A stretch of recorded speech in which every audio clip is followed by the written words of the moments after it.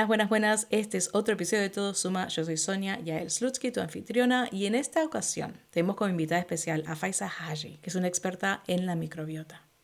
Y si bien vamos a hablar de la microbiota en relación al climaterio, en realidad este episodio es valioso, valiosísimo diría, para todas las personas, todas las edades, todos los géneros, porque Faiza nos aporta una cantidad increíble de información y en detalle de cómo la microbiota nos puede afectar a todos los niveles, tanto el sistema digestivo, nuestra salud hormonal, nuestra salud mental, nuestra salud emocional.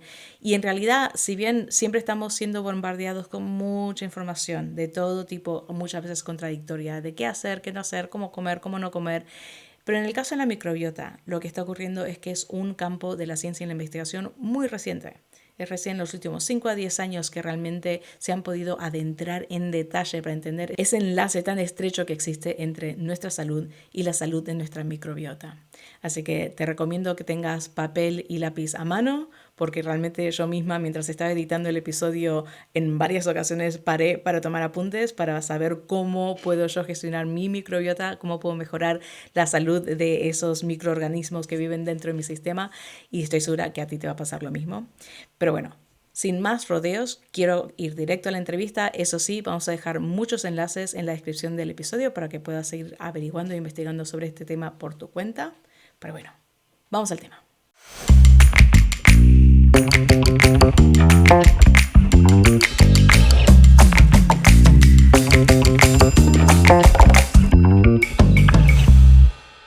Hola, bienvenidas a otro episodio de Todo Suma, y hoy tenemos con nosotras a Faiza Haji, que es una especialista en la microbiota, tiene una práctica holística, está aquí en Villanueva de la Vera. Faiza, bienvenida. Gracias, es un placer Sonia. tenerte aquí. Lo mismo, gracias por invitarme. Y para empezar, ¿cómo te entraste en este mundo de la microbiota? Pues por una investigación propia, por una necesidad, justamente por las hormonas, que las mías no iban muy bien, y o sea, las respuestas que me daban los médicos no iban en el buen sentido. Y investigando, pues llegué a esta relación justamente que puede tener la microbiota intestinal con las hormonas, y ahí empezó un poquito mi búsqueda, digamos, y me fasciné tanto por este mundo de bacterias que hice un máster de microbiota humana, prebióticos y probióticos. Entonces, para el público que por lo general ya hace rato que se viene hablando de microbiota, sabe probióticos, prebióticos, pero hagamos una pequeña introducción. ¿Qué es la microbiota? Bueno, la microbiota es este conjunto de bacterias que ocupan varios nichos en nuestro cuerpo. Sobre la piel hay microbiota oral, hay microbiota del todo el tracto digestivo, ¿no? Bueno, incluso el oral, en el estómago, en el intestino delgado, pero la mayoría viven en el colon o el intestino grueso, ahí donde reside la mayor parte de la microbiota, que son bacterias. También hay un viroma, que son los virus, pero esto todavía no se está, o sea, está todavía en estudio. Pero la microbiota, o sea, son las bacterias, y es lo que más se ha estudiado, que hay cada vez más estudios, pero ya sabemos mucho, todavía queda mucho por saber, pero ya sabemos también muchas cosas sobre este mundo.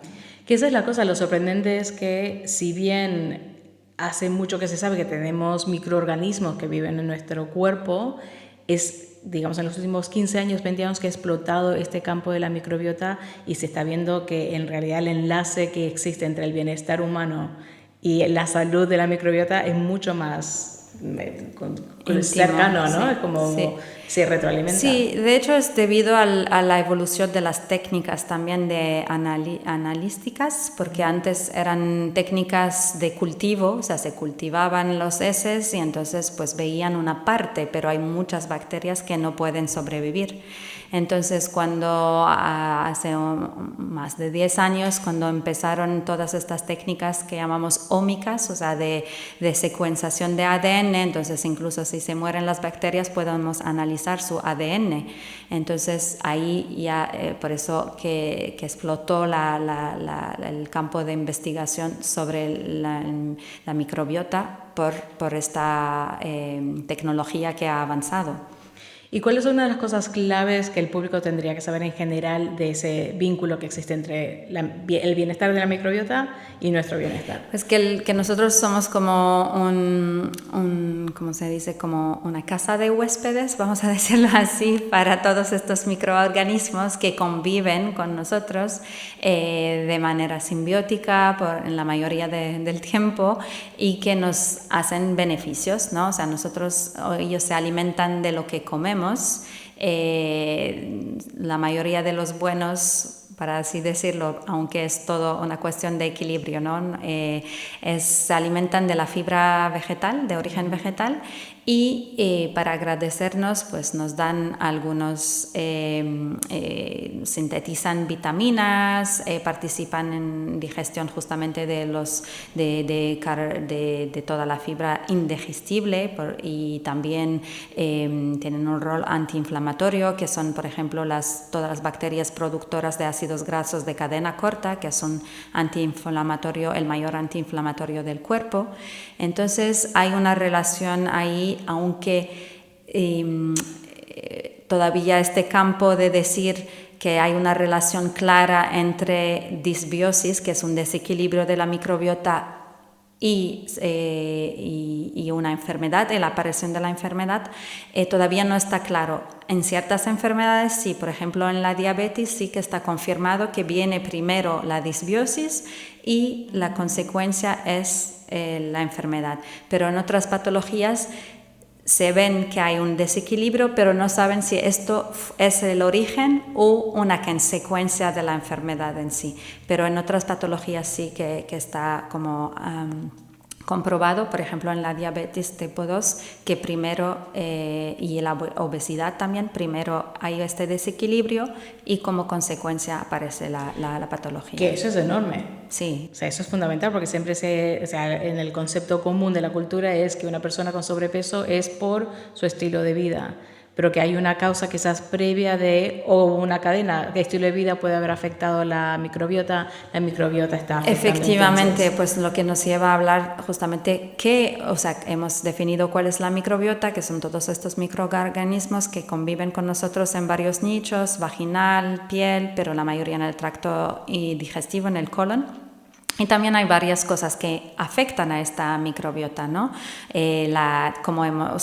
Ni siquiera como hemos nacido, o sea, al momento, incluso en la vida prenatal, o sea, cómo ha sido la alimentación de nuestra madre, su estilo de vida, su nivel de estrés, cómo ha sido el parto, si fuera un parto vaginal o un parto por cesárea, si la madre ha recibido antibióticos o no.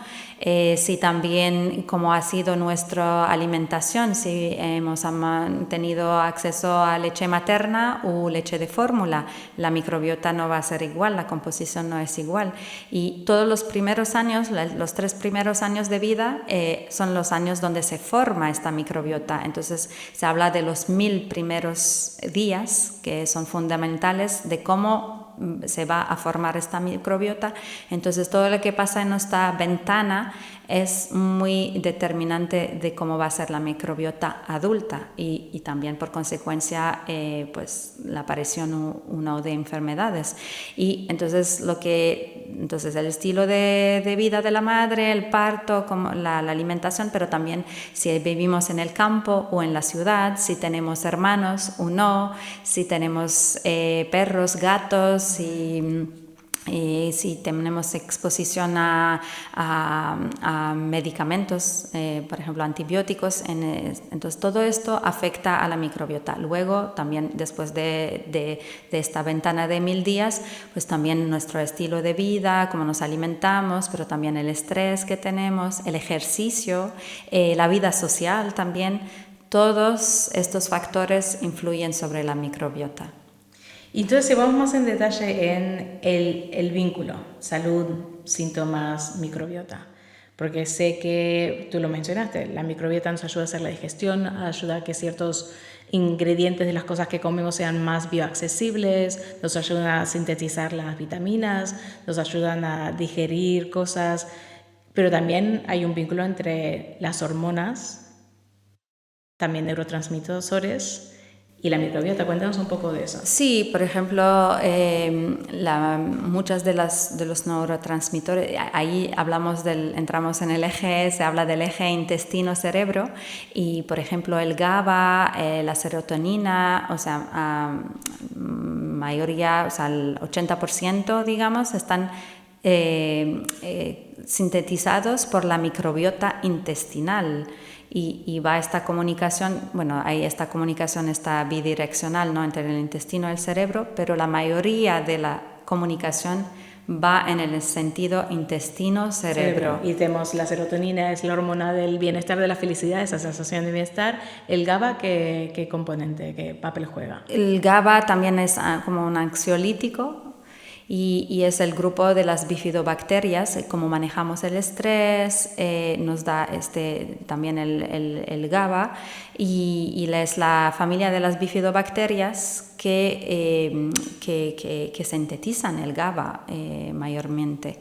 Y también pues las vitaminas D, B, hablando de las bifidobacterias, también la vitamina B, que también juega un rol en este equilibrio, ¿no?, hormonal y equilibrio de este eje intestino-cerebro, también están sintetizadas por la familia de bacterias que son las bifidobacterias. Entonces ahora, ya que estamos metiéndonos en las hormonas, y como el tema principal de este podcast es el enlace, o sea, el vínculo que hay entre microbiota, hormonas y lo que es el climaterio y toda la transición hormonal en la mujer, entonces, ¿qué papel juega en ese campo? Bueno, hay varios niveles, ¿no? Hay la microbiota, o sea, para la mujer, hay la microbiota intestinal, que tiene un impacto sobre las hormonas a lo largo de la vida de la mujer, pero también en esta etapa, ¿no?, de transición, que incluso hay estudios ahora que están demostrando que hay una microbiota, o sea, digamos, hay un género, ¿no? O sea, una microbiota de mujer y una microbiota hombre, y que justamente en esta etapa de la menopausia hay una transformación de la microbiota de la mujer que va a parecerse un poquito más a la de un hombre, pero todavía esto están como investigando, que hay muy pocos estudios que han mirado esta parte, ¿no? Pero lo que sí se sabe que hay, pues por ejemplo, hablando de patologías no más propias a la mujer, por ejemplo, endometriosis, caso del síndrome de ovarios poliquísticos, también todos estos ya hay bastante evidencia que tienen una relación con la microbiota intestinal, o sea, con un desequilibrio, una desbiosis de la microbiota intestinal. Luego también... Pero un segundo, vamos a decir, porque ¿y esos son los que están demostrados qué viene antes y qué viene después, o sea, causa y efecto? ¿O? No hay tan... Vale. No, pero lo que sí hay evidencia en...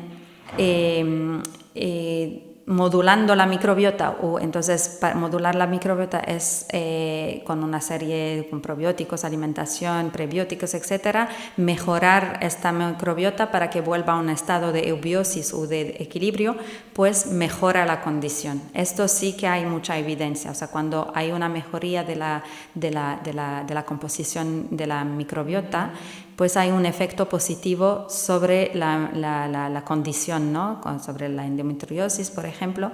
Que es muy potente, porque hay muchas mujeres, el número va en aumento de cuántas mujeres están padeciendo de endometriosis, no se sabe bien por qué, pero que haya un protocolo, un tratamiento totalmente natural y que además debe tener beneficios a otros niveles. Sí. También, por ejemplo, hay muchas mujeres que padecen, o sea, no sé por cuál razón, pero hay muchas mujeres que tienen, por ejemplo, frente a enfermedades autoinmunes, las mujeres tienen más riesgo, y también ahí pues hay una relación también entre microbiota, o sea, disbiosis y la enfermedad en sí, o sea, que en estas enfermedades hay algo común que es una disbiosis intestinal. luego si vino antes o después, pero el caso es que también mejorando, actuando sobre la microbiota, mejoramos los síntomas. Sí.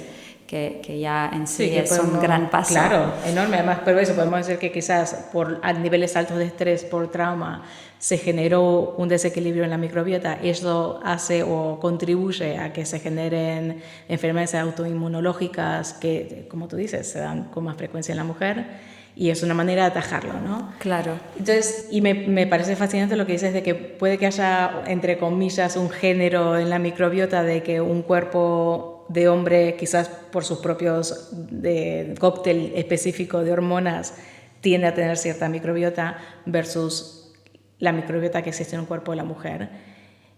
Y sabemos causa y efecto, el huevo y la gallina, pero al llegar a la época de la transición bajan los niveles de estrógeno, de progesterona. ¿Se ve afectada la microbiota de alguna manera sí. O de la otra manera? Sí, se ve afectada la microbiota y justamente las investigaciones que hay ahora es ver de qué manera, porque por ejemplo, hablando por ejemplo, de estrógenos, ¿no? Hay todo un grupo de bacterias dentro del microbioma, hay varias familias de bacterias que el conjunto llamamos estroboloma, que todo, o sea, el rol de estas bacterias, de este conjunto, es regular, o sea, los niveles de estrógeno en el cuerpo. Wow. Cuando detectan que el estrógeno, esto es cuando este grupo está bien, ¿no? Está en eubiosis. O sea, tenemos este grupo, el estroboloma, cuando está en eubiosis, hace esta función. Es cuando el estrógeno es demasiado alto, lo bajan. Cuando es demasiado bajo, lo suben. Entonces, tienen este rol. Y por eso es muy importante poder cuidar este grupo y alimentarlo. Y por ejemplo, una manera de alimentar a este grupo es semillas de lino molida, marrón, 2 cucharadas al día. Es una manera para cuidar y para asegurarse que estamos dando de comer a este grupo de bacterias que nos da este servicio, ¿no? De regulación del estrógeno en el cuerpo. Entonces estás hablando de prevención de cánceres vinculados con los niveles de estrógeno. Exactamente. De extender nuestra vida reproductiva, entonces no entrar en una perimenopausia temprana. Sí. ¿Cómo sabemos si tenemos esa bacteria, esa cepa en particular en el cuerpo o no? Bueno, la cepa la tenemos, o sea, no es una cepa en particular, es todo un conjunto de bacterias, son varias bacterias, varias cepas, pero que tienen esta función y entonces lo llaman estroboloma. De hecho, también hay muchos estudios ahora para evaluar el impacto, por ejemplo, del estroboloma. Hay un estudio ahora mismo que se está desarrollando, el impacto del estroboloma sobre Alzheimer. Entonces, estroboloma es un grupo de muchas familias distintas. Exactamente, o sea, como si la microbiota o el microbioma, o sea, hablamos para solo hacer la diferencia, no, la microbiota son solamente las bacterias y cuando hablamos del microbioma son las bacterias y las funciones que hacen. Entonces, el microbioma son las bacterias y esta función de regulación del estrógeno.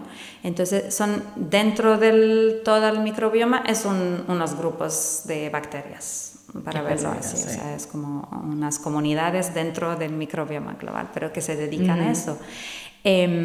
Luego también se ha visto que también la microbiota intestinal, cuando hay una disbiosis, afecta a la microbiota vaginal. O sea, hay una translocación bacteriana también que puede pues, inducir candidiasis y también cuando hay también la microbiota vaginal tiene todo o sea, es también otra microbiota. O sea, por ejemplo, la microbiota vaginal está dominada por lactobacillus, o sea, una microbiota vaginal sana.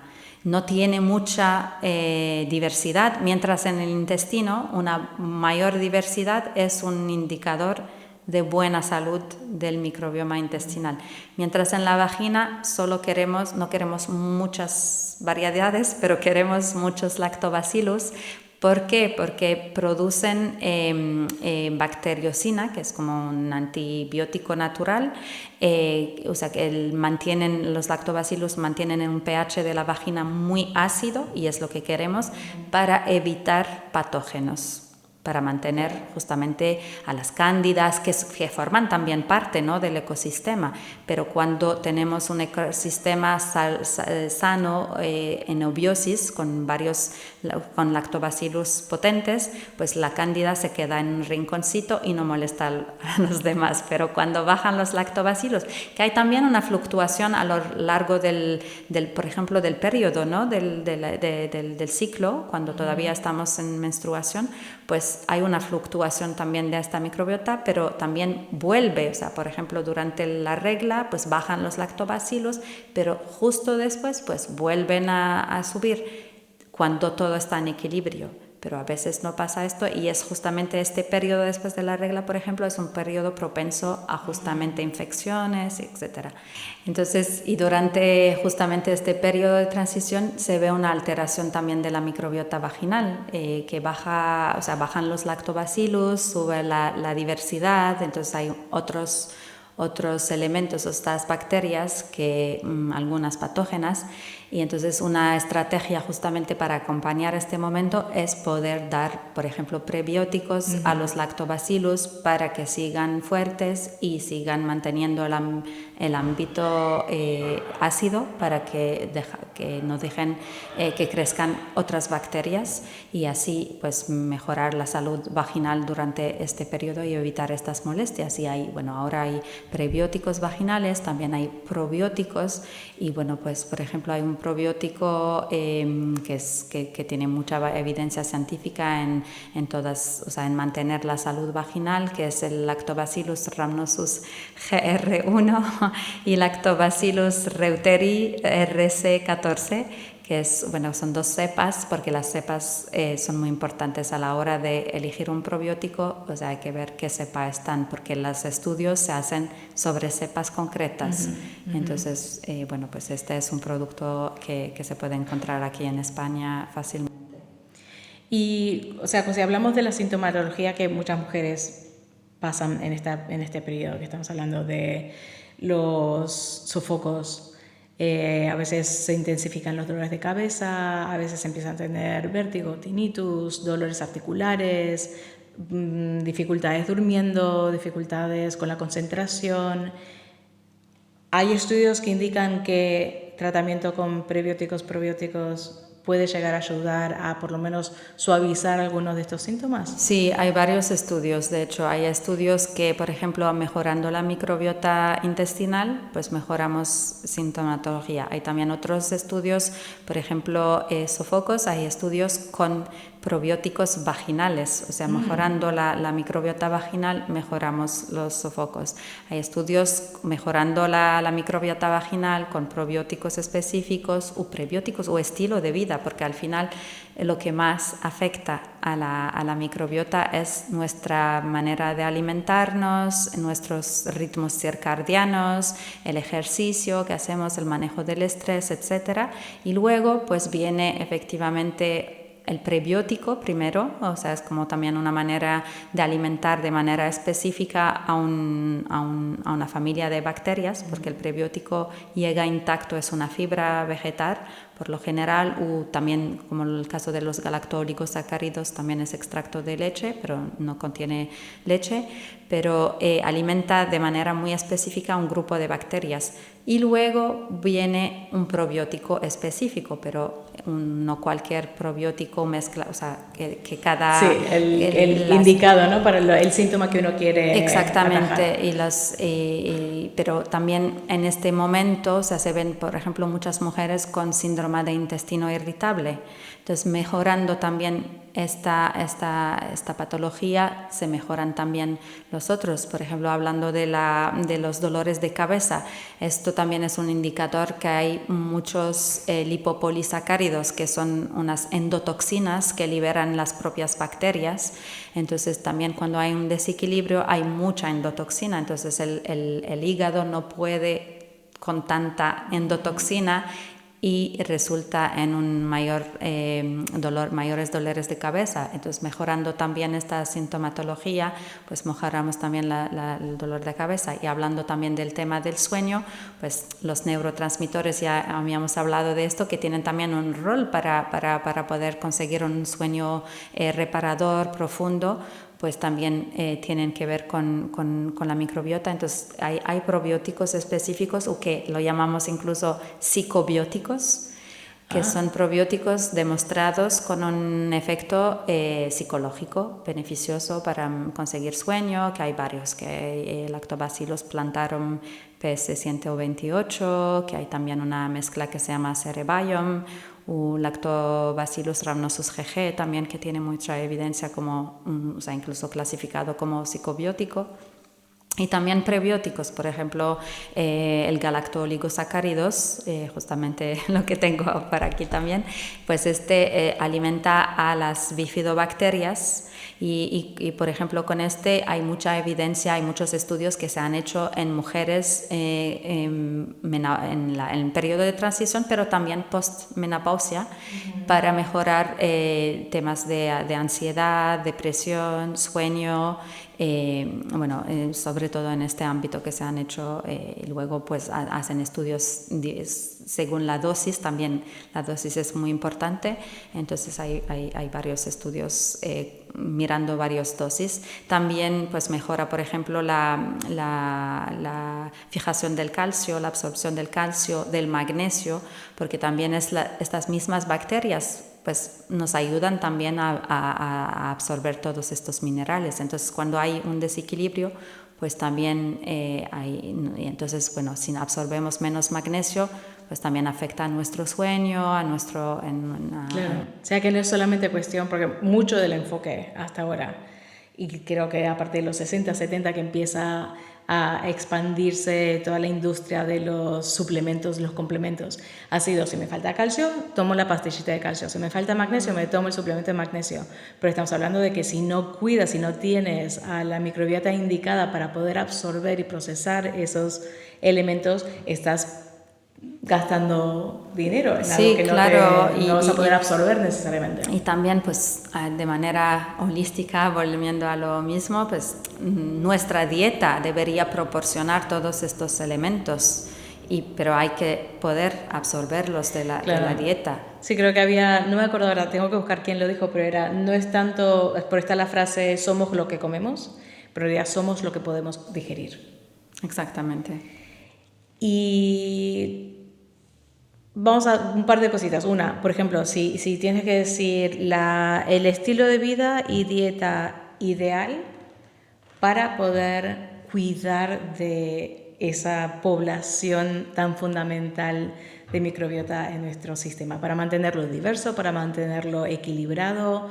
¿Cuáles serían esos puntos claves que tendríamos que tener en cuenta? Vale, pues hablando de dieta, primero es una dieta, o sea, los estudios, ¿no?, que se han demostrado, aunque no se sabe cuál es la microbiota ideal, o sea, una microbiota perfecta no se sabe. Y además que depende de la climatología, de dónde vives, exactamente, la dieta normal del espacio. Sí, o sea, depende de muchas cosas. Entonces, pero hay parámetros para saber una dieta, lo que es una dieta equilibrada, y una de ellas es la diversidad y la riqueza. Entonces, y para conseguir esto, o sea, todos estos, o sea, un factor, o sea, muy importante es la diversidad de la microbiota intestinal. Entonces, más elementos, es como en cualquier ecosistema vivo, cuando hay una diversidad hay mejor resiliencia. O sea, un bosque de pinos, viene un incendio, es muy complicado, ¿no?, para que el bosque sea resiliente, mientras una selva con varios elementos pues es más resiliente, ¿no?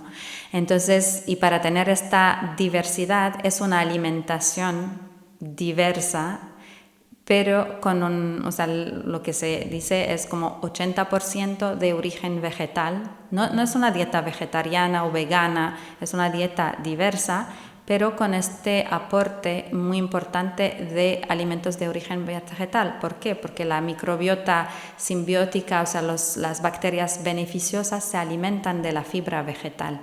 Entonces, pues si tenemos una diversidad, y también se habla de 35, podemos encontrar en la literatura 35 alimentos de origen vegetal a la semana u 40, o sea, depende de la literatura. O sea, con este número nos aseguramos que estamos alimentando a todos nuestros Porque bichos. es el número clave, 35 a 40, estamos hablando de 35 a 40 ingredientes, porque cada ingrediente está vinculado con algún tipo de bacteria o familia de bacterias que lo necesitan. Es como si tengo un zoológico. Exactamente. Quiero tener solo elefantes, pongo solo comida para elefantes. Exactamente. Y el resto va a morir. Si quiero diversidad, tengo que darle alimentos a todos. A todos, exactamente. Pero cuando decimos 35, no es 35 verduras y frutas diferentes, ¿no? O sea, cuenta todo lo que es cereales, legumbres. Las legumbres son muy, muy importantes. También todo lo que es aromáticas, semillas, frutos secos. O sea, todo lo que es de origen vegetal. También, por ejemplo, comer una manzana roja y otra verde, un pimiento rojo, otro verde, otro amarillo, ya son diversidad, ¿no? O sea, es comer arcoíris y comer... Claro, el arcoíris indica que tiene otros nutrientes, fitonutrientes. Exactamente. Por lo tanto, vas a tener otros nutrientes para tu microbiota. ¿Qué más? Además ¿Qué de más? alimentación. Bueno, de alimentación está lo que contribuye a la diversidad. ¿Qué mata la diversidad? ¿Qué hace que esa diversidad se vaya? Pues lo que llaman en inglés the sad diet, the standard American diet, o sea, la dieta triste. La dieta estándar. Se llama la dieta estándar americana, pero en realidad estamos hablando de la dieta estándar moderna, porque es la misma que se ve en Inglaterra, la misma que se ve hoy en día en la ciudad, tanto en España como en Francia, como en África o Asia, o sea, ahora la es como, o sea, básicamente pan blanco, o sea, carbohidratos simples, de nutrientes, sí, muy poca diversidad, muy poca fibra vegetal al final. Y muchos alimentos de origen animal. O sea, que no estoy diciendo que hay que ser vegano o vegetariano, no. O sea, cada uno puede elegir, pero dentro de eso, o sea, necesitamos diversidad. De hecho, la dieta mediterránea, digamos, lo que definen los científicos como dieta mediterránea, que es una dieta muy diversa, que incluye productos de origen animal, pero en ciertas cantidades, pero mucha diversidad, ¿no? Sí, que es yo veo el peligro que veo con la dieta mediterránea, es que, como tú dices, está la dieta mediterránea recomendada científicamente, que en realidad lo crean una pareja de americanos en los 60-50, los Ansel Keys, que le identifican basado en un poblado muy aislado de Italia y de Grecia, pero que se traduce automáticamente a decir que todos los pueblos del Mediterráneo tienen esa dieta, que no es así. No. Especialmente quizás algún pueblo en los años 50 en Cataluña puede que se parecía esa dieta a lo que es la dieta mediterránea oficial, pero en medio de Ávila, sin acceso al mar, va a ser otra, en Galicia va a ser otra, en Asturias va a ser otra. Entonces, que no podemos asumir que lo que comemos, aunque sea dieta tradicional española, nosotras porque estamos aquí en España, es equiparable a una dieta mediterránea, ¿no? La dieta mediterránea es eso, mucha variedad vegetal en particular, con sus trozos y tropezones de carne, pero variedad de temporada. ¿Qué papel juega en todo esto? Cómo se produce el ingrediente, ¿es ecológico o convencional? Claro, esto es otro tema muy, muy importante que... Pues la manera, o sea, sencillamente, o sea, el suelo también tiene su propia microbiota. Entonces, al poner pesticidas, pues matamos esta microbiota, esta vida del suelo que contribuye a esto también, todo está comprobado científicamente, o sea, la microbiota del suelo va a contribuir a los nutrientes de la planta. Entonces, una planta producida en convencional va a carecer de nutrientes en comparación con una planta en ecológico o regenerativo o sin pesticidas naturalmente. Entonces eso, y además pues también las verduras o frutas que han tenido, pues pueden tener residuos, y estos residuos pues sí pueden matar a los patógenos, bichos que van a atacar esta planta, pues lo mismo pueden matar la microbiota autóctona al consumirlos. Entonces hay que tomar también esto en cuenta. Sí, o por lo menos que también entendemos hay distintos accesos a productos ecológicos de temporada directos del productor, pero por lo menos tener esa conciencia de la importancia de reducir el impacto de esos químicos, de poder lavar bien las verduras, de pelarlas, que no es lo ideal porque entonces tiene menos nutrientes, pero de reducir cuántos... Claro, en la medida de lo posible sería bueno comprarlos sin, pero también, por lo menos los que más, por ejemplo, uno a lo mejor no puede, uno tiene acceso, pues a lo mejor digamos empezar por las 3 o 4 verduras que consume más en su dieta, pues está por lo menos intentar que sean de origen ecológico, sin pesticidas, locales, etcétera. Porque también un alimento que no ha tenido todos estos pesticidas también, o sea que hay dos niveles de alimentación. Hay el alimento en sí, los nutrientes, pero también el alimento trae consigo una microbiota, un microbioma. Entonces, y por eso que también es muy importante que sea de temporada, etcétera, porque en estos momentos que hay también una sabiduría, ¿no? O sea, de la naturaleza, pero también comprobada científicamente por la ciencia de la microbiota, que este mismo alimento trae consigo lo que nos permite digerirlo. Entonces, al tener un alimento un poco muerto, que no tiene esta microbiota, no tiene esta vida bacteriana, pues tampoco siempre lo podemos digerir.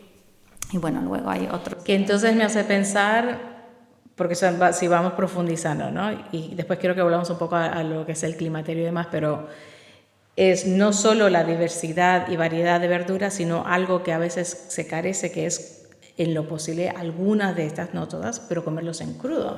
Sí. Porque si la verdura misma lleva consigo la microbiota que me va a ayudar, si siempre la cocino a temperaturas altas, sí, claro, sí, también comer en crudo, o también el proceso de fermentado, que también los fermentos es muy importante, nos aportan esta diversidad bacteriana. Otra vez, o sea, volvemos a lo mismo, que la diversidad es lo que nos permite estar más resilientes frente a patógenos. De hecho, es lo mismo en los cultivos, ¿no? Un monocultivo es menos resiliente que una diversidad de cultivos frente a un patógeno, y pasa lo mismo en nuestro cuerpo. Y también, a lo mejor volviendo al estilo de vida, también, o sea, esto en comparación con la dieta, y también a lo mejor, solo para terminar sobre la dieta, que hoy día tenemos, o sea, tanta información, tanto esta dieta FODMAP, lo otro, sí. O sea, hay algo muy importante es esto, es de comer muy, muy diverso, local, y muy importante disfrutar de su comida, porque a veces tenemos tantas información de hay que comer esto o lo otro, pero es, o sea, que también en la parte de disfrutar y que en qué estado estamos, cómo lo estamos consumiendo, o sea, estamos disfrutando o estamos ansiosos porque no sabemos si esto me va a hacer bien o mal, pues esto también impacta, porque si estamos en un estado de ansiedad, nuestro sistema nervioso no está en un estado de digerirlo, del estado de poder digerir. Entonces, además de alimentación, porque estamos hablando de qué influye en la salud, diversidad y equilibrio, ¿no?, de la microbiota, ¿qué comemos? ¿Qué más influye?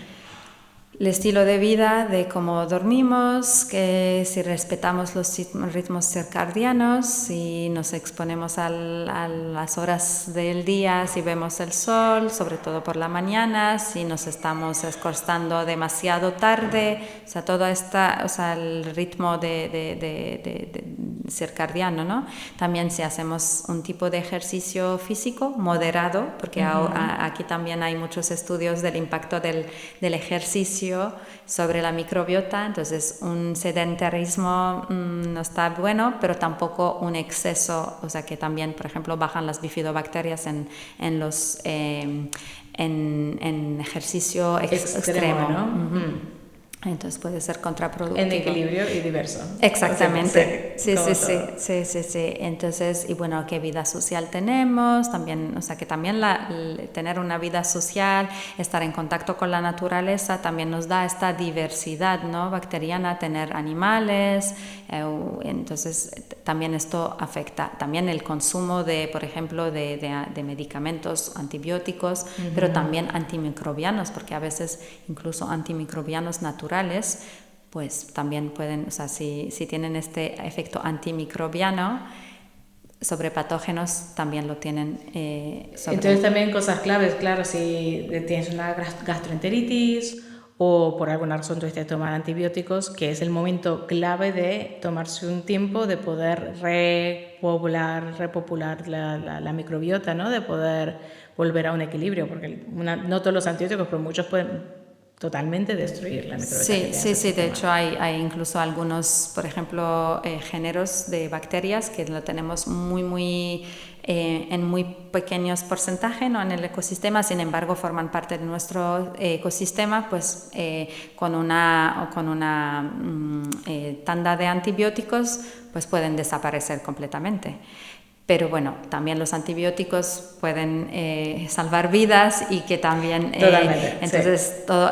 Pero lo que por ejemplo, hay como un consenso sobre esto es que tomar, por ejemplo, lo que es un probiótico, pero que en el fondo no es un probiótico, es una levadura, que es el Saccharomyces cerevisiae boulardii, que es el ultralevura, que se toma durante el tratamiento de antibióticos. ¿Por qué? Porque esta levadura tiene esta capacidad de ocupar el espacio para no dejar patógenos ocupar el espacio mientras bajan las otras poblaciones. Claro, proteger, hacer una capa protectora mientras la bacteria que hace ese papel se reduce en cantidad. Entonces, si tenemos una persona que ha vivido como ha vivido, ahí estamos hablando de nuevo que mucha de esta información es reciente, que ha ido cambiando. Tienes desequilibrios en el cuerpo, tienes desequilibrio en tu microbiota, empiezas por la transición, empiezas a tener sintomatología. De lo que escucho, los probióticos pueden ayudar mucho, pero tienen que ir de la mano de, como dices, holístico, de unos cambios globales, ¿no? Porque puedo tomar los probióticos necesarios, puedo tomar prebióticos para darle la alimentación necesaria a los probióticos, pero si no hago cambios globales no voy a mantener, o sea, no va a cuajar el tratamiento. No, va a ser como en la medicina alopática, ¿no? Sintomatológicos o un parche, pero no un cambio duradero, vamos a decirlo, en el tiempo. Y algo muy importante también, por ejemplo, para autoevaluarse, ¿no? de cómo está su salud, su microbiota, el estado, es el tiempo de tránsito, por ejemplo. O sea, es muy importante de poder ir al baño todos los días. O sea, y no solamente ir todos los días, sino hay una escala de heces que se llama la escala de Bristol, pues tener una buena escala de Bristol. Ni muy blanda ni muy dura, ¿no? Exactamente, sí. Estar en el equilibrio, y esto pues es lo que sobre todo en esta fase que también muchas mujeres padecen estreñimiento, o sea, entonces es muy importante, es lo que ayuda al cuerpo a deshacerse de estas endotoxinas. Entonces, y evitar que se acumulen, que generan otro tipo de problemáticas. Ahora, esto es un campo fantástico, es muy buena información. Creo que de nuevo está dentro del mundo de tanto tratamientos como prevención. Si voy a un médico, esta conversación no la puedo tener necesariamente.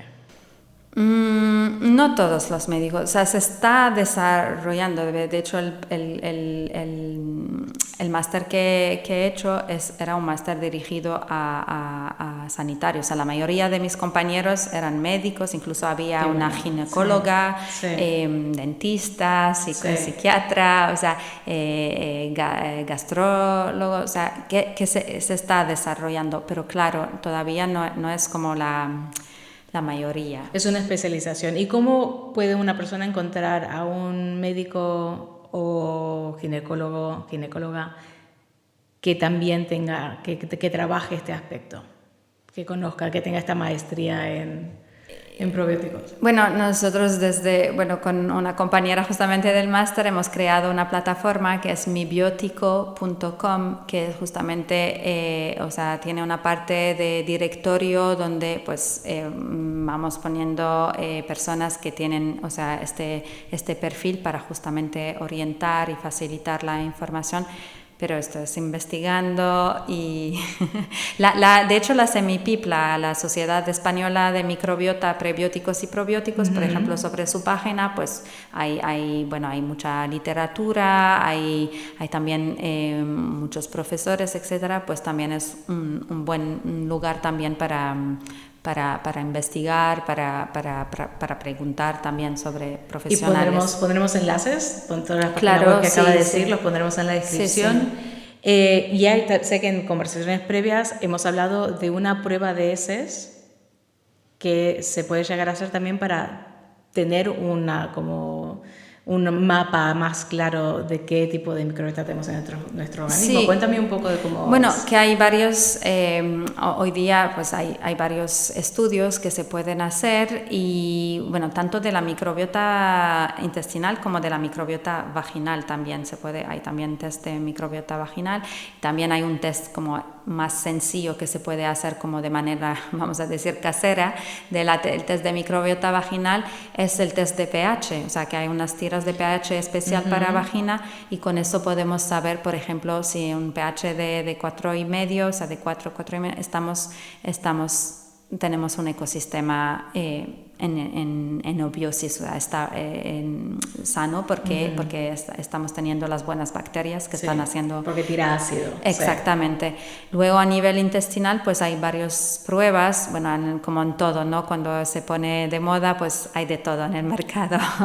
Hay unos que sirven, otros menos y hay de todos los precios. Los tests que digamos son los más útiles, luego depende de cada cuadro, ¿no? Esto sería bueno también verlo con algún profesional, pero hay algún test que es de secuenciación de ADN, es lo que hablábamos al inicio, y esto pues y también cómo nos dan estos resultados, que esto es muy importante porque hay algunos test hacen esto, pero luego a la hora de resultados pues son unas recomendaciones muy genéricas y no podemos ver qué bacterias exactamente, en qué niveles, etcétera, sabiendo que esto es una fotografía en un instante, ¿no? Sí. Luego dentro de la microbiota hay como diferentes niveles. Hay la microbiota como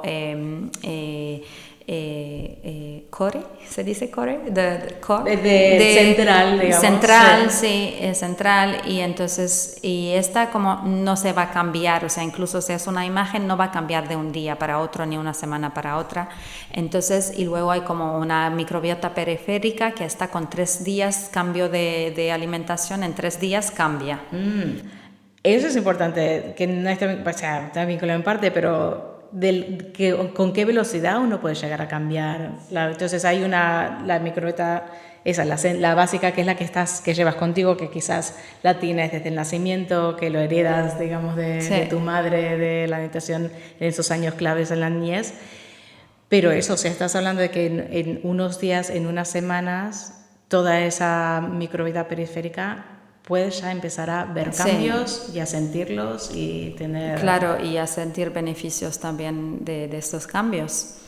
Y entonces, pues, estos tests, bueno, el mejor es elegir un test de microbiota que esté, o sea, con secuenciación de ADN. Uno de cultivo, ya a estas alturas no tiene mucho sentido, pero que sea y luego hay unos tests que nos van a evaluar tanto quién está ahí, o sea, qué jugadores están y qué están haciendo. Si están produciendo lo que tienen que producir, estos son test de metagenómica, son más caros, pero también existen aquí en España. Vale, o sea, no solo la presencia, sino si están sanos o activos cumpliendo la función que tienen. Exactamente, o sea, incluso dicen qué metabolitos están produciendo, etcétera. Y estos, bueno, son un poco más caros, pero... para patologías a lo mejor más más avanzadas, más, sí, cuadros más claro, complejos. Entonces, ya en términos preventivos, recomendable echarle un vistazo, ver en qué estado estamos. Si no estamos teniendo sintomatologías de ningún tipo, tenemos una digestión regular, vamos regularmente al baño, no tenemos inflamación, no tenemos dolor de cabeza, algo, lo que sea que estemos haciendo, estamos haciendo bien. Exacto. Pero si hay sintomatología, no viene mal hacerse la analítica de siempre con un médico al que siempre vamos, tener esos números que queremos quizás conseguir ajustes y luego ver a alguien que se especializa en microbiota para que nos ayude a tener esa, Sí. a recuperar el equilibrio, ¿no? Sí. O sea, que son Totalmente. cosas que van de la mano, de nuevo, como en el otro episodio estamos hablando de la medicina china, que no es que estamos hablando que hay que reemplazar uno por el otro, sino que son componentes que van agregando para darnos una visión más completa, más holística, más integrativa, Claro. de todo lo que podemos hacer para llegar a tener un bienestar. Y que de nuevo, la menopausia, el climaterio es algo natural que no tenemos por qué sufrirlo. No. Y ya sea si vamos por los métodos convencionales y queremos tomar reemplazo hormonal y esa es la mejor manera, se puede hacer, como se pueden visitar otras alternativas, trabajar con la microbiota, cambios de estilos de vida. Y que van juntos, o sea, incluso pues, pueden ser complementarias, no es porque tomamos una terapia de reemplazamiento hormonal que o sea, que al contrario va a ayudar incluso que sea más efectiva, o sea, si ayudamos a tener una microbiota en equilibrio, pues nos ayuda con varias cosas, porque también, o sea, hablando no es solo los sofocos, pero también hay el tema metabólico también, que en este momento pues también hay algunos cambios, que se ve síndrome metabólico, resistencia a insulina, y esto también tiene que ver con el cambios en la microbiota, y también se puede pues mejorar con la alimentación, con probióticos, prebióticos. Por ejemplo, hay un probiótico que es de nueva generación, porque todos los probióticos eran bifidobacterias o lactobacillus. Claro, te iba a decir que por mucho tiempo esa era y Reuteri, pero no he visto... Pero Reuteri también es un lactobacillus. Vale. Pero porque son fácil de cultivar y resisten muy bien.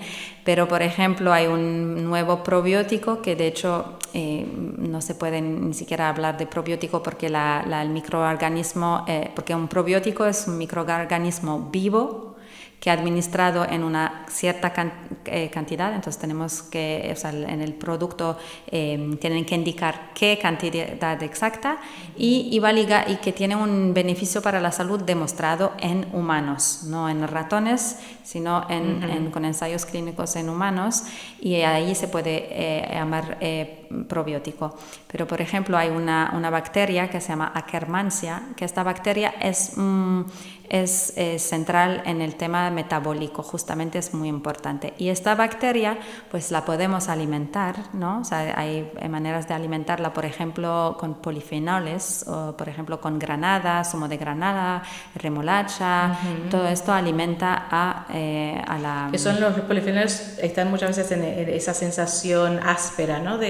O amarga. Un color rojo, más bien colores rojos, o sea, alimentan también verde, por ejemplo, el té verde también alimenta a la Akkermansia. Entonces, cuando la Akkermansia la tenemos en buenos niveles, tenemos un buen metabolismo. Y entonces cuando está baja, pues hay resistencia a la insulina, etc. Entonces hay maneras con alimentación prebiótica para alimentarla, también con prebióticos. Por ejemplo, la lactulosa también, que es un prebiótico. ¿Cómo es la? Lactulosa. Lactulosa, que es... Es un azúcar, pero que no está digerido por el cuerpo, sino alimenta esta bacteria. De hecho, la definición también de un prebiótico es una fibra que no está digerida y que llega intacta al colon para alimentar a las bacterias. Y luego también se ha visto que el ayuno intermitente sube a Akkermansia. Entonces también este efecto sobre el metabolismo del ayuno intermitente. Y el metabolismo en sí, por si acaso, para tener es la capacidad del cuerpo de digerir lo que hemos comido en nuestra dieta, de quemarlo, de mantenerse activo, que tiene que ver con la mitocondria de nuestras células, o sea, es como la capacidad que tenemos de mantenernos energéticos, de mantener la energía alta, de que no haya estancamiento de lo que comemos, que la digestión sea ligera, rápida. Exactamente, sí. Y que no haya ganancia de peso en los tejidos adiposos también, o sea, que no haya ¿cómo se dice en español? Ya se me ha ido. O sea que... Dilo en inglés. O sea, stocking, como... Sí, de tener, extra storage. Storage, o sea que no se... No almacenemos, el extra almacenamiento de células de grasa. Sí, que no almacenemos grasa. Y entonces, pues todos estos ayudan con la carmancia, y justamente para volver al probiótico, hay que no se llama probiótico porque es bacteria inactivada de Akkermansia, o sea, es Akkermansia muerta. Porque es lo que se ha autorizado, y incluso, o sea, en los estudios ha demostrado que tiene mejor efecto que la bacteria viva. O sea, que está muerta, pero luego se activa en el sistema digestivo, o es simplemente el ADN mismo ayuda. Sí, exactamente, es el ADN mismo. Entonces hay un que se llama The Akkermansia Company, o sea, que ahora está autorizado, es el mismo grupo de investigación que ya ha llevado 17 años, que bueno, de hecho está en el mercado hace como 2 o 3 años y tiene muy buenos resultados con mujeres premenopausia, postmenopausia, o sea, que tienen como dificultades de perder peso, pues esto ayuda activa el metabolismo. Sí. En general. Entonces, ¿cómo conseguimos probióticos? ¿Dónde los conseguimos? ¿Y cómo saber evaluar porque hay muchos herbolarios que te van a vender, o dietéticas que venden probióticos? ¿Cómo sé cuáles buenos y cuáles no? Pues primero, o sea, volviendo a la definición, tienen que ser organismos vivos. Entonces, ¿y eso está indicado en...? Tienen que indicar que normalmente vienen en 3 partes. El nombre tiene que venir como en 3 partes. Por ejemplo, Lactobacillus rhamnosus GG. Esto, o sea, la cepa tiene que estar indicada. ¿Qué dosis? Por ejemplo, Lactobacillus rhamnosus GG, sabemos que, o sea, por toda la evidencia científica, de hecho es el probiótico con más evidencia científica, que es una dosis de 10 elevado a la 10, que muchos. Que muchos. Trillones, sí, que es efectiva, o sea, menos, por ejemplo, había un producto comercial con 10 elevada a la 9, pues esto no, o sea, no hay ninguna evidencia con esta dosis, pero con 10 elevado a la 10, sí. Entonces la dosis es importante, la cepa, que esté indicada la cepa, y luego, pues también desde la Sociedad Española de Microbiota, Prebióticos y Probióticos tienen ahora como una página donde se puede buscar, también en Mi Biótico, donde uno puede buscar con las cepas y ver la evidencia que hay sobre estas cepas. Sí. ¿Y cómo sabemos si están vivos? ¿Lo indica que están vivos en general en el paquete? Pues esto ya, o sea, en tablets o en cápsulas es más complicado saber si están vivos o no. Sí. Entonces, por eso, pues consumirlos, por ejemplo, en yogures o en productos fermentados, que hay ahora empiezan a ver como kombucha con probióticos, entonces, pero tomar como fecha recién, o sea, que no sean, no sé, probióticos que van a caducar en, no sé, en 2 o 3 meses, porque cada mes que pasa hay menos bacterias en la pastilla. ¿Y diferencia entre los que se pueden mantener fuera de refrigeración y los que solamente, o sea, cuando te los vienen te dicen que vienen refrigerados y que los tienes que mantener refrigerados? Bueno, esto es que de todos modos el cuerpo está a 37 grados. Sí. Entonces... no, o sea, digo un probiótico que tiene que estar refrigerado mientras luego tú lo tomas y tu cuerpo está a 37 grados. O sea, de todos modos, si requiere una temperatura de 5 grados para estar vivo, entonces tú al tomarlo... Bueno, creo que lo hacen para conservar la cantidad. Sí, para conservar la cantidad de mínimo, pero bueno, entonces... Yo diría mejor optar, o sea, que hay alguno que está como con mucha evidencia que sé que es refrigerado, que es una mezcla, ¿no? Y que está indicado para un cierto tipo de patología, pero el resto, o sea, debería estar como más resistente, digamos. A temperaturas. Sí. Y se venden en general, se puede comprar online, se compra en herbolarios. Sí, online, herbolarios, farmacias también, en farmacias, pero bueno, es sobre todo esto, buscar la cantidad y la cepa específica, sí, o sea, esto haciendo como, y también para qué, o sea, que también no todo vale para que hay, por ejemplo, probióticos que son para, por ejemplo, la microbiota oral, que todavía no hemos hablado mucho de la microbiota, hay otros que para mejorar el tránsito, otros para bajar, por ejemplo, los metágenos, las bacterias que producen metano en el cuerpo, o sea, depende para qué lo necesitamos. Y esa información que también, si voy a una farmacia, el farmacéutico ¿tiene esta información o tengo esa investigación que tenemos que hacer por nuestra cuenta, ir a estas asociaciones, los enlaces que vamos a dar? Exactamente. Bueno. Por lo general hay que hacer el esfuerzo de hacer.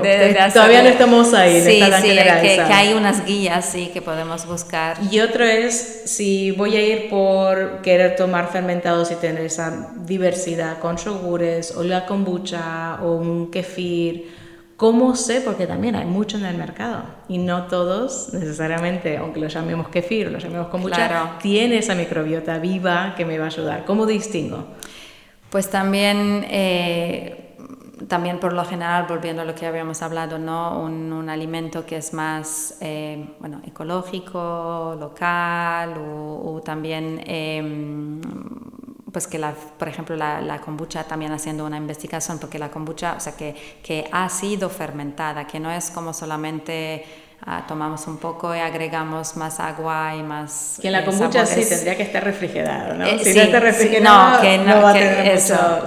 Sí. Los yogures también. Los yogures también el acidez, o sea, que siempre estamos ahora, el yogur es muy ácido, o sea, que no nos gusta este sabor, pero la acidez también demuestra que hay lactobacillus, que es lo que fermenta los yogures, que están ahí vivos y que han hecho su trabajo, que han fermentado, por ejemplo, los yogures tienen que fermentar entre 10 y 12 horas para tener esta cantidad de buenas bacterias, digamos. Sí. O sea, lo mismo si compramos chucrut o el kimchi japonés, coreano, que son fermentos, si en los ingredientes está envasado y dice que lleva vinagre, es una indicación de que está pasteurizado.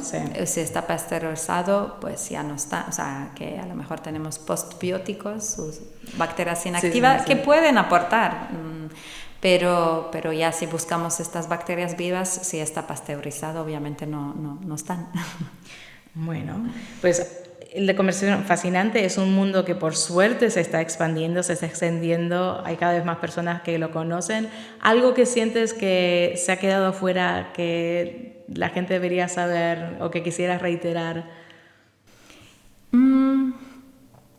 A ver, que sí, que es, o sea, cuidar nuestras microbiotas, de hecho digo así, nuestras microbiotas, porque para pasar bien esta fase y después la idea es de poder en esta transición con menos sintomatología posible y también pues que ahora, o sea,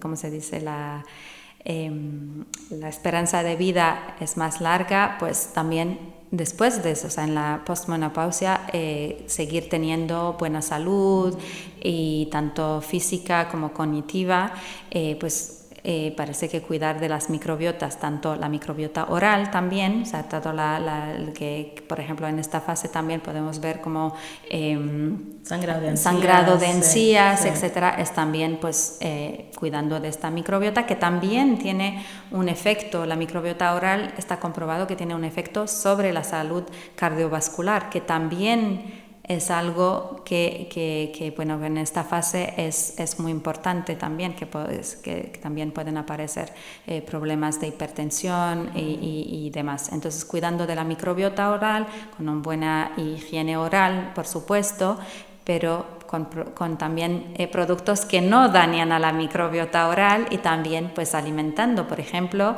las remolacha, lechuga, acelgas son prebióticos para una familia de bacterias, varias bacterias que tenemos en la microbiota oral que producen óxido nítrico y entonces pues ayudan también con la salud cardiovascular y también pues por supuesto cuidar de la microbiota intestinal con todo lo que hemos dicho y de la microbiota vaginal. Fantástico. Ha sido un placer poder tener esta conversación. Muchísima información. Ahora mismo me vas a dar todos los enlaces que vamos a incluir en la descripción para que la gente pueda contactarte a ti, contactar a las distintas organizaciones que pueden proveernos con la información que necesitamos. Muchísimas gracias. Que todo el público sepa que estás accesible, que pueden contactarte directamente para que les asesores. Con mucho gusto. Gracias por invitarme y aquí estoy. Seguimos adelante. Gracias. Un placer.